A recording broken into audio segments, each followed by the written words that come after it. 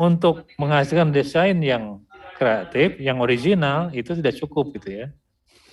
Sehingga itu tetap dipakai tetap, tapi kita harus juga melakukan metode kreatif ya. Nah itu yang kita jelaskan tadi Pak ya. Jadi bagaimana kita mempertinggi aliran ide gitu ya,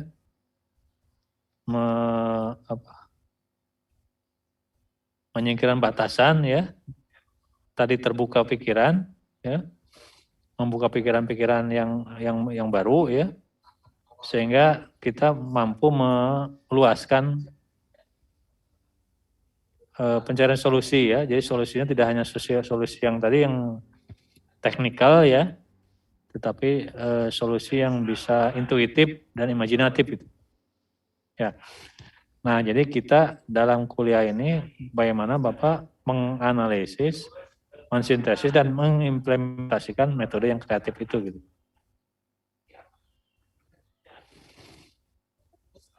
Ini yang Bapak lakukan ya hari ini yang selama ini gitu ya. Yang juga sudah dipelajari di S1 kan. Ya. Jadi intinya kan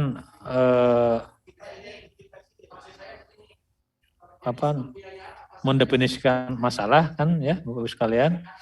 Dari masalah itu dipecah menjadi sub masalah. Sub masalah menjadi sub pemecahan masalah. Lalu kemudian menjadi solusi keseluruhan desain ya.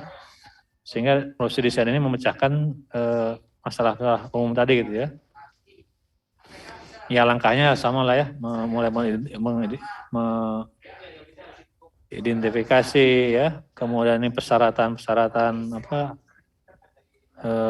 bangunan ya, peraturan yang tadi sudah jelaskan lah. Saya kira ini tidak akan saya jelaskan kemudian, tapi ini langkah-langkah yang sudah biasa Bapak lakukan di dalam menerapkan metode rasional ya. Nah yang akan kita lakukan ini ya, tadi kan kita sudah tahu pengertian aktivitas itu ya. Nah bagaimana tadi bekal kreativitas itu diterapkan di dalam merancang satu bangunan ya, satu desain.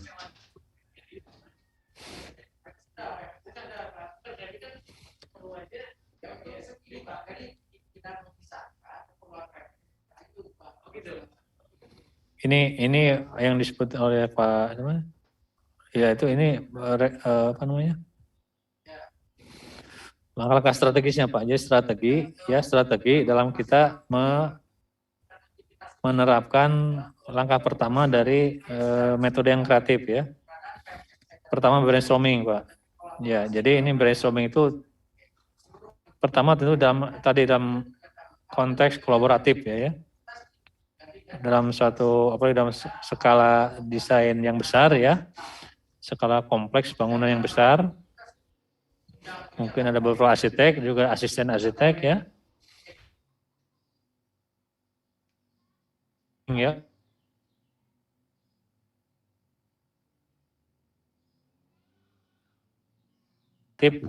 tidak hanya satu gagasan ya, tetapi sejumlah gagasan.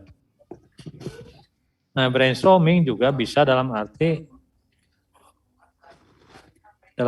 Bapak sebagai arsitek individual ya.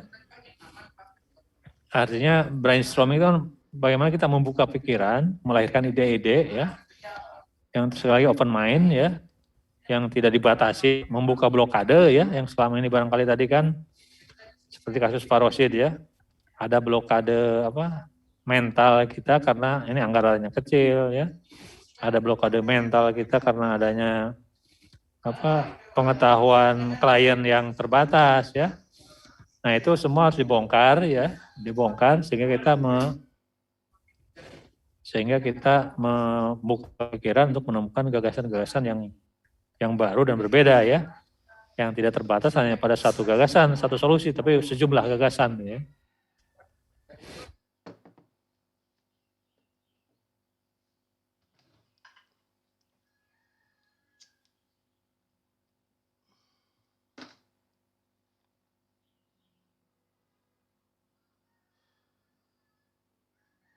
Berpikir imajinatif,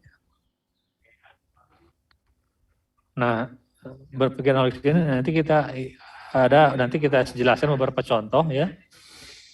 Di minggu depan kita jelaskan beberapa contoh pendekatan-pendekatan yang menerapkan analogi langsung ya.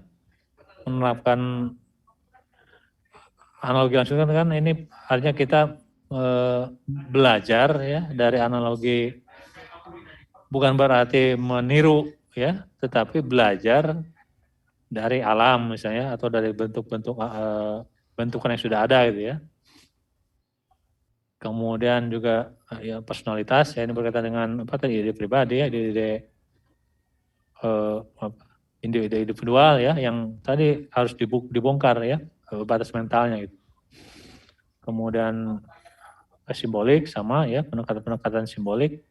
Ini juga bagian dari upaya untuk mempertinggi kreativitas dan juga fantasi ya. Jadi imajinasi jangan dibatasi ya. Nah, semua itu dalam rangka melebarkan area pencarian ya. Jadi sekali lagi intinya adalah metode kreativitas terus tidak membatasi ya, hanya hal-hal yang teknis ya, untuk memenuhi hal teknis, tetapi juga harus membuka peluang untuk pikiran-pikiran baru ya, pikiran-pikiran kritis ya, sehingga terjadi dialektik gitu ya. Jadi kita seolah kalau dalam kelompok tadi kelompok kolaboratif arsitek, kita justru dalam brainstorming itu kita bisa menyanggah kan, bisa mengkanter ya, bisa mengkritisi gagasan orang lain, sehingga nanti muncullah sejumlah gagasan yang brilian gitu kan.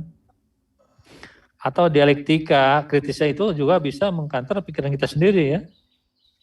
Jadi ketika kita berpikir mau gagasan ide, nah apakah ide ini sudah paling optimal ya kita kritisi balik, kita kritisi juga ya. Jadi itu yang berkait dengan bagaimana kita menerapkan metode yang kreatif ya. Nah ini langkahnya katanya ya, langkahnya ada mulai tentu ada rekognisi, artinya kita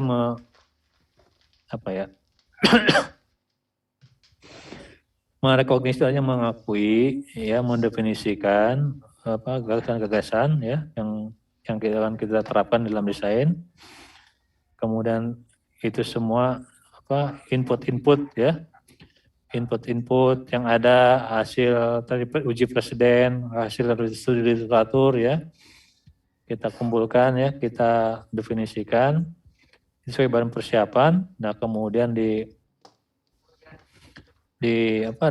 bagaimanapun kan sekali lagi kreativitas juga tidak datang seperti seniman pelukis atau penyair ya, yang datang tiba-tiba gitu kan, tapi harus melalui berbagai tadi studi presiden ya, data-data lapangan yang ada ya, kondisi existing dan sebagainya yang masuk dalam persiapan. Nah itu kemudian kita inkubasi kita pikirkan ya, tapi pikiran